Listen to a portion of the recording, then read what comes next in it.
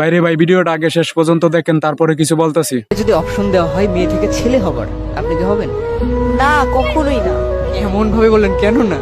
আপনি যদি আমাকে বলেন পাখি হইতে পাখি হবো, বিড়াল হইতে বলে বিড়াল হবো, কুকুর হইতে বলে কুকুর হবো, কিন্তু আমি কখনো ছেলে হব না। কারণ দেখতে এসেছি যে ছোটবেলা থেকে ছেলেরা অনেক স্ট্রাগল করে, তাদের হচ্ছিল দায়িত্ব নিতে হয়, ফ্যামিলির দায়িত্ব নিতে হয়, তারপর আবার হচ্ছিল বিয়ের পর ওয়াইফের দায়িত্ব নিতে হয়, বাচ্চা কাচ্চার এগুলোর দায়িত্ব নিতে হয়।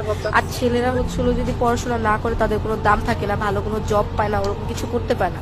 আর আমরা মেয়েরা যদি এমনি পড়াশোনা করি বা নাও করি, আমরা ভালো একটা জায়গায় যেতে পারবো, বিয়ে করে ভালো একটা পজিশনে যেতে পারবো।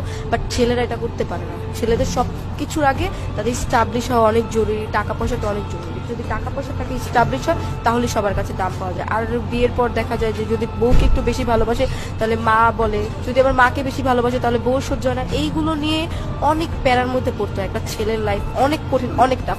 তো আমি ভাই একটা কিছু কিছু মেয়ে আছে অনলাইনে এসে উল্টাপাল্টা কথা বইলা ভাইরাল হওয়ার ধান্দা করে। এই বোনটার কাছে শিখ, সেলুট বোন আপনাকে।